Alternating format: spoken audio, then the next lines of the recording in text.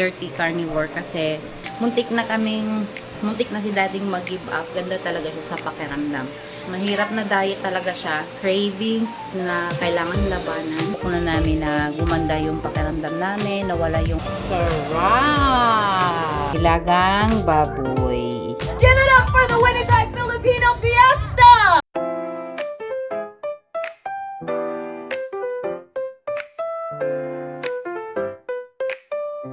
So, hi guys! Welcome back to our channel. So, today is our 9 days sa aming diet. So, sinabi ko sa inyo na carnivore diet na kami ni Daddy, pero hindi ko siya masasabing pure carnivore talaga. Masasabi ko siyang dirty carnivore kasi nagkakape kami, and then ang nilalagay namin sa kape ay creamer. So, magluluto ako ngayon ng ribs. Ito, papakita ko sa inyo. Ayan, pinapaano ko lang yung ribs kasi frozen pa siya.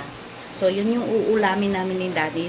Ilalaga ko lang siya, i-pressure ko siya na sobrang lambot para yun yung pagkain namin ni Daddy. And then, ang ilalagay lang natin ay salt and pepper. So, kahapon pala, muntik na si Dading mag-give up. So, gusto na sana niyang mag-calorie deficit. Sabi ko, hindi kami gi-give up hanggat hindi namin maabot yung gusto namin na health na pakiramdam. Kasi iba kasi talaga pag guys, yung mag-carnivore, daranasan na kasi namin ni Daddy. Maganda talaga siya sa pakiramdam namin. So, ito yung diet na napakahirap. Hindi siya madali. Mahirap na diet talaga siya. Kasi marami kang temptation, gaya ko na ako yung nagpapakain ng mga bata, hindi naman sila pwedeng isama sa aming diet kasi mga baby pa sila. So, maraming tentasyon, maraming cravings na kailangan labanan. Kaya, sana mag-success kami, and hopefully talaga, gusto namin talaga mag-success ni Daddy. And kung maabot na namin yung timbang na gusto namin, siguro ay i-maintain na lang namin yung weight na gusto namin. But, let's see kung ano yung mangyayari.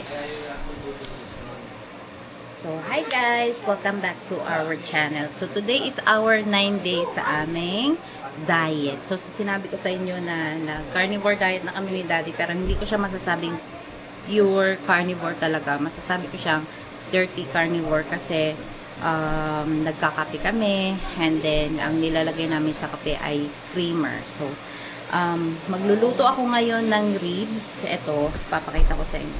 Ayan, pinapaano ko lang yung ribs kasi frozen pa siya. So, yun yung uulamin namin ni Daddy. Ilalaga ko lang siya, i-pressure ko siya na sobrang lambot para yun yung pagkain namin ni Daddy. And then, ang ilalagay lang natin ay salt and pepper. Tapos, lalagyan ko konti ng MSG. So, hindi naman masama ang MSG kasi nga, sabi ko sa inyo, dirty carnivore yung ginagawa namin ni Daddy. Para lang may lasa. So, kahapon pala, muntik na si Dading mag-give up. So, gusto na sana niyang mag-calorie deficit. Sabi ko, hindi kami gi-give up hanggat hindi namin maabot yung gusto namin na health na pakiramdam. Kasi iba kasi talaga pag guys, yung mag-carnivore, daranasan na kasi namin ni Daddy. Maganda talaga siya sa pakiramdam namin. So, ito yung diet na napakahirap. Hindi siya madali. Mahirap na diet talaga siya kasi marami kang temptation, gaya ko na ako yung nagpapakain ng mga bata, hindi naman sila pwedeng isama sa aming diet kasi mga baby pa sila. So, maraming tentasyon, maraming cravings na kailangan labanan. Kaya, sana mag-success kami, and hopefully talaga, gusto namin talaga mag-success ni Daddy. And kung maabot na namin yung timbang na gusto namin, siguro ay i-maintain na lang namin yung weight na gusto namin. But, let's see kung ano yung mangyayari. So, ngayon, nagluluto ako ng itlog din. Naglaga lang ako ng egg. Everyday egg is kailangan sa amin ni Daddy. Pero, this time, gusto kasi namin mag-lose weight. So, hindi kami masyadong kumakain ng madami din. Pero more on fats. So far, so good. Okay naman yung pakiramdam namin. And kung titignan nyo, yung tiyan po ay medyo lilit na siya. Hindi na siya bloated. Hindi na ako bloated sa 9 days. Ano po? Yeah, it's a ball. Yeah, sa 9 days guys, hindi na kami bloated. And medyo hindi na din sumasakit yung mga daliri ko kasi sumasakit yung mga daliri ko. Yung mga anak ko nag-aaway. So magluto muna ako ng itlog para ay yun yung kakainin namin ni Daddy pag nagutom.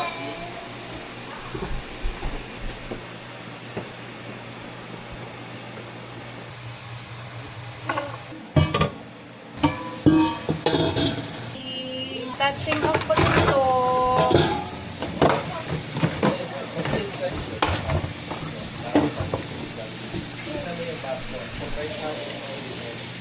So, itong nilagang baboy ko guys, hindi ko siya lalagyan, para sa amin ni Daddy, hindi ko siya lalagyan ng any vegetable.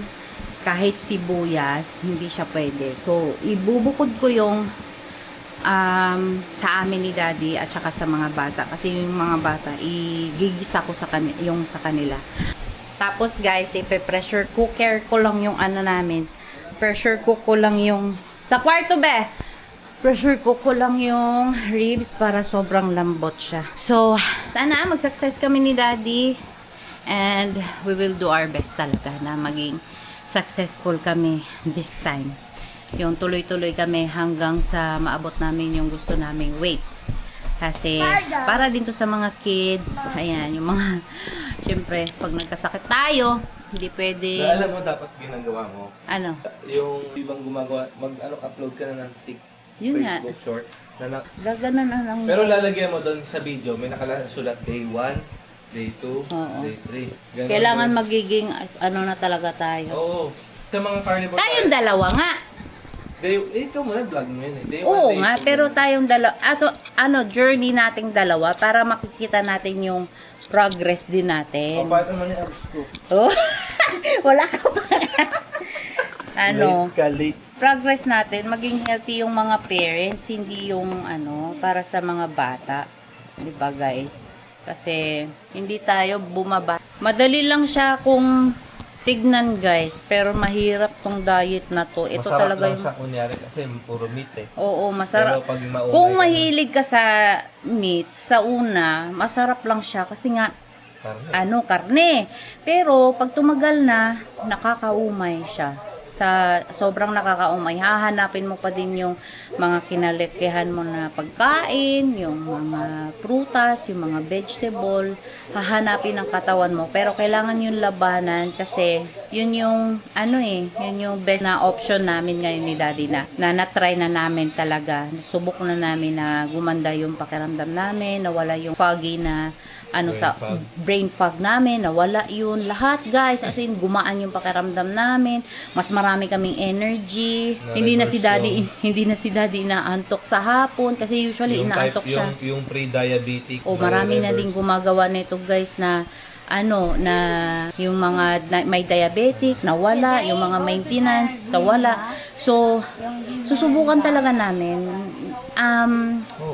kahit na mahirap, kahit sobrang hirap, tatry talaga namin guys kasi para to sa mga anak namin. Hindi to ginagawa para ay pumayat kami or gumanda kami. Ginagawa namin to ni Daddy para sa mga anak namin.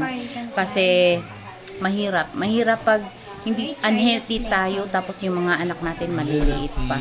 So, yeah. Please pray for us na maging successful kami sa journey na to. Ano naman alam yan.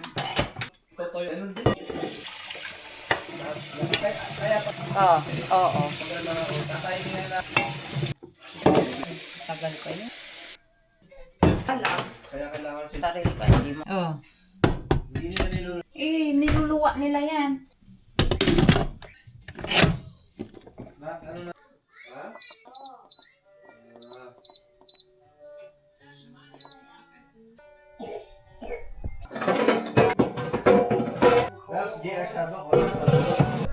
So, ito na siya guys. Pino-pressure cook ko na siya ng 50 minutes. So, hintayin na lang natin to na matapos. So, maghihiwa naman ako ngayon ng guys, ng sibuyas at saka kamatis para sa panggisa nung ulam ng mga anak ko. Kasi nga, hindi namin sila dinamay sa diet namin. Kami lang muna ni Daddy, but iniiwas na namin sila sa sugar. So, let's see.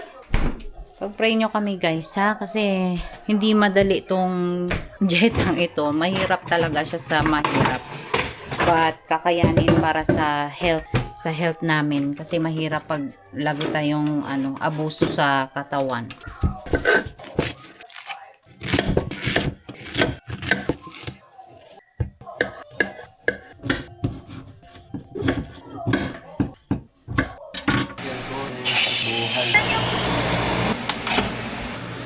Sarap! So, ito na siya guys. Ayan yung kakainin namin ni Daddy. Kukuha lang ako ng niyan para sa mga kids. And it's already 11 a.m. Hindi pa naman kami gutom. But, i-prepare ko lang para mamaya kung gutom na kami ay kakain na kami ni Daddy. So, ito yung pagkain namin for today. Ayan. Nilagang baboy.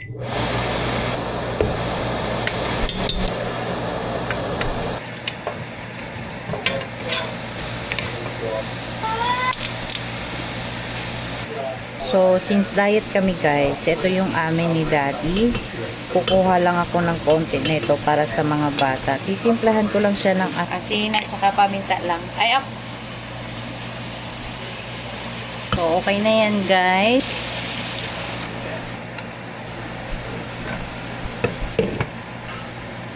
Ang golden rule kasi sa carnivore ay hindi ka kakain hanggat hindi ka nagugutom. Kasi doon ka mauumay. Ang kalaban mo kasi dito sa carnivore diet guys, yung mauumay ka sa kinakain mo araw-araw na same lang na meat, walang iba. So, yun ang kalaban namin ngayon ni Daddy, yung umay talaga. Mommy, open now. Mommy, It's hard. the wall. I'm going to get.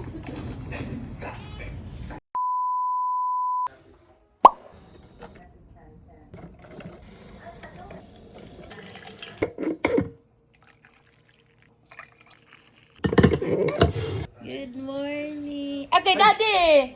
Ano ba yan, Daddy? Ang init eh. Lamig na yan eh. Main. Gabriel. Good morning, guys. Ayan si Pio. Hi. Day is Friday. Good morning. Kakagising lang namin. Si Alicia nanghihingi na ng gatas sa daddy niya. Sa baso mo initin, hindi dyan. Kasi plastic yan. Merong itim na baso dyan, yung nasa may patuyuan ng plato. Tapos yung isa na gray nandyan sa may dishwasher. So, kape lang tayo guys. Ito na yung breakfast. So, day 10 na namin ng carnivore ni Daddy. So, ito lang guys. Wala na kaming ibang kakainin kasi hindi pa naman kami gutom. Oo. Pinakita ko na. Tapos, siguro mamaya pa kaming hapon kakain. Gusto naman namin ni Daddy ng salmon kasi meron kaming nabiling salmon nung nag-grocery kami last week. So, yun yung kakainin namin kasi naumay na din kami sa karne. So, this time is mag-isda naman tayo, guys. So, isda, syempre hindi mawawala yung itlog later. Mabilis yung itlog natin maubos no? Ang bibili na lang natin yan, pag kunyari mag-Costco tayo, 2 tray na. O hindi din fresh pag hindi maganda. Sabagay. Palapit lang naman ang Costco. Wait lang! Never na nga tayong kumain sa labas talaga eh. Ito din yung nakakatipid guys kasi hindi na kami kumakain sa labas. More on, nandito lang kami sa bahay. And then yung mga kids, kapag namimiss nila yung french fries, bumili na din kami ng fries sa Costco para sa kanila. Para sa kanila naman yun. Hindi naman namin sila ipagbabawal muna kasi syempre mga bata pa naman sila. But kami ni Daddy is wala na talaga for 10 days and we're feeling good and great talaga. Napakagaan ng pakiramdam namin. And medyo meron pang foggy sa aming brain pero hindi na siya ganun kalala talaga na sobrang lala. And nakakatuwa lang kasi we survived for 10 days and yung 10 days na yun guys, struggle na yun. Marami kaming cravings na nilalabanan and yan, medyo malaki pa din yung chat. Pero nararamdaman na namin na medyo bumababa na yung water weight, no? Water weight namin. So, yun naman ang unang matanggal pag nagda-diet talaga. Water weight. Yaya! Good morning, Yaya! Dada!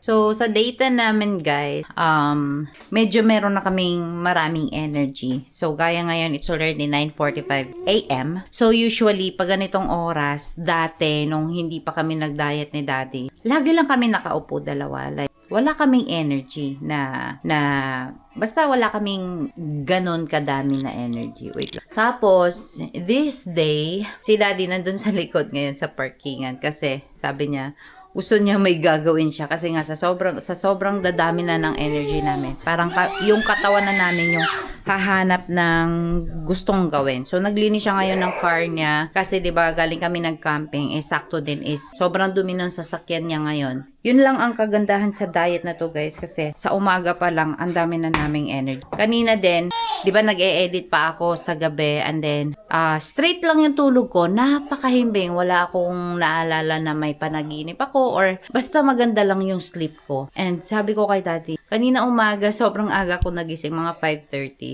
Bigla lang didilat yung mata ko. So akala ko 3 a.m. pa or 2 a.m. kasi ganon usually yung gising ko sa umaga. Nagigising ako ng madaling araw. Hindi ganun kahimbing yung tulog ko. So, yung binibilang ko na siya, yung oras, sakto lang yung tulog ko, guys. Hindi ako kulang, hindi din ako sobra sa tulog. Pero, yung paggising ko, parang gising na gising agad ako. Hindi ako yung sobrang matamlay o may nararamdaman ako na masakit. Kasi dati kasi ang dami kong inflammation siguro. Kaya, masakit yung mga daliri ko, yung tuhod ko every time na naglalakad ako sa umaga. Sa 10 days, guys, na medyo nawala na siguro yung inflammation namin. Meron pa, but kasi kapag ganyan, kahapon meron pa konti pag idiin ko na ganyan. Ngayon wala na. Feel namin sa katawan namin kasi this time kasi pinapakinggan na namin yung katawan namin mismo ni Daddy. So this time, sa data namin is nawala na yung inflammation ng katawan namin. Lumiit na yung tiyan namin. Yan. Do malaki pa kasi malaki talaga yung tiyan ko, guys. Sunod-sunod ba naman yung dalawang bata dyan na pumasok. So, yan yung goal namin. Kailangan muna namin mag-lose weight. Lahat-lahat. Hindi namin alam kung babalik pa kami sa dating mga kinakain namin. Pero syempre, yun yung nagpapasira sa katawan natin. Alam naman natin yan. Lahat tayo, guys. Alam natin. Kaya we're trying our best na maging healthy this time and maging focus kami sa aming diet. Desidido kami ni Daddy magbagong buhay hanggat kaya namin. Para sa anak namin. Ginagawa namin tong healthy lifestyle, guys, para sa anak namin. And kung medyo maabot na namin yung goal weight namin or medyo madami na kami talagang energy, yung sobrang dami na namin energy na nararamdaman. Sabi ko kay Daddy, gusto ko mag-lift na ng weight or i-build ko na yung muscle ko. Kasi 'di ba, guys, sabi doon sa ibang mga napanood ko na by 30s kailangan na nating i-build yung mga muscle natin. Kasi by 35 up or 40 is liliit na yung mga muscles natin. So, pag-igihan natin para sa healthy lifestyle, of course. Hindi ito para lang gumanda tayo or para lang ay sumeksi tayo. Hindi ganon. Para to sa healthy living and para sa mga anak namin. Tapos na kami maligo, guys. Ayan, nakaligo na kami lahat. Ako din, si Alicia, and si Pio. Si Kuya at saka si Daddy na lang ang hindi. Medyo lumiliit-liit na konti yung yung mukha ko. Pero, hindi ko iniisip talaga yung pagpapapayat netong na to. Kasi kapag iisipin ko lagi yun na, ay bakit hindi ako pumapayat, ganyan. Hindi nga ako nagtimbang kasi alam ko na yung timbang ko 80 plus talaga ako, and kung magtimbang lang ako ng magtimbang araw-araw baka madidismaya lang ako. Ganun yung ginawa kasi namin last year. So this time, guys, hindi na namin masyado tinatrack yung weight namin. Ang importante ay yung nararamdaman namin, kung okay lang ba kami, kung wala ba kaming nararamdaman na side effect sa diet natin.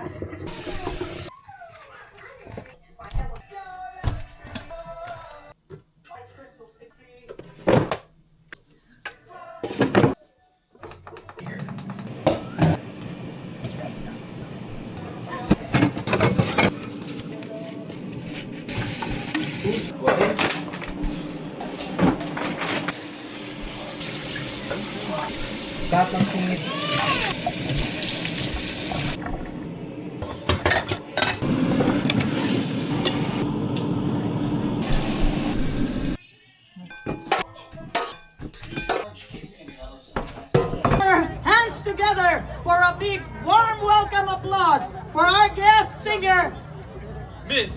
Rachel Alejandro!